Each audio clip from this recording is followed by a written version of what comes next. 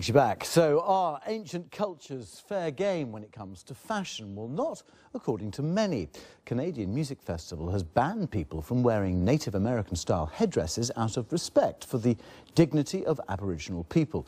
Well, it's kicked off a debate between people who agree that sacred objects are off-limits and those who think some take offence a bit too easily. Well, let's speak to Simon Moya-Smith, a citizen of the Oglala Lakota Nation and also a journalist. He joins us from New York. Well, how do you answer that? That you're taking this just a bit too seriously, a bit thin-skinned about it? I think they've been saying that ever since they landed in 1490, in the 1400s. I mean, when you really think about it, when Native Americans, whenever we say something is offensive, people, oh no, we're just, it's our tradition. So far back as 1492, basically you have this culture in the United States and in Canada of saying, you're just being PC. We can take your culture, we could take your spirituality, we could take your garb, and we could do what we want with it. But that's not the case. A feather headdress is reserved for our elders who have spent their lives working to get those, what are basically medals of honor. So comparing even a tiki bar to a Native American headdress isn't the same, because spiritual and culture are what the headdress is about. So if you're going to offend us culturally and spiritually. What about in terms of drama and things like that in films? Do you mind the representation of people wearing headdresses there if they're playing the part of a chief?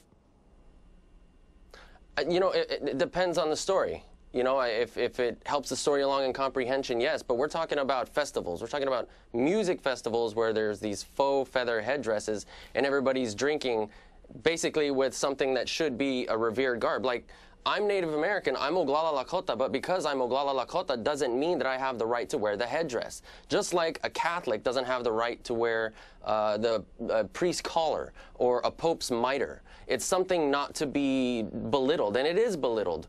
And as Native Americans, this is us speaking up today, saying stop. And we have been saying for a very long time, please stop appropriating our culture.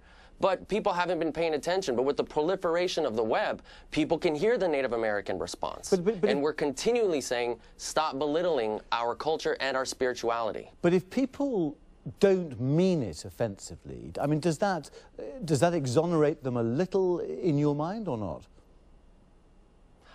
No, because let's put it this way. If they're doing it ignorantly, and then we inform them and they stop, great. If we inform them and they continue, then that is malicious. If you're provided the information and you know that it's something that shouldn't be done, but yet you continue to do it, then that's malicious on your end.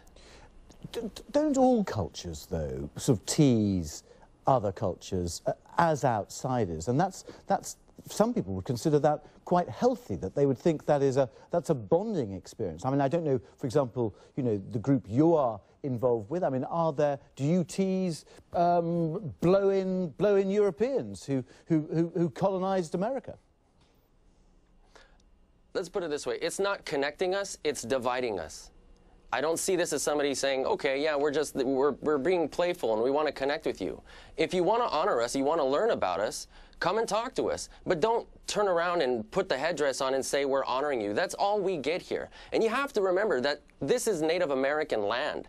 This is not something, when it comes to things like the Washington Redskins here in the United States, people like to say that it's our tradition. It's just what we do. But your tradition has repercussions, and that's what we're trying to say. They are harmful. We're trying to we're your neighbor. We're not your fashion.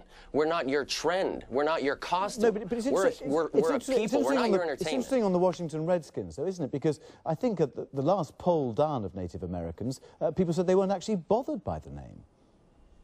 No, that was 2004, so that's not the latest. Well, that was the poll. And then again, at the end of the day, a lot of people here in the United States get to say they're Native American even if they're not Native American.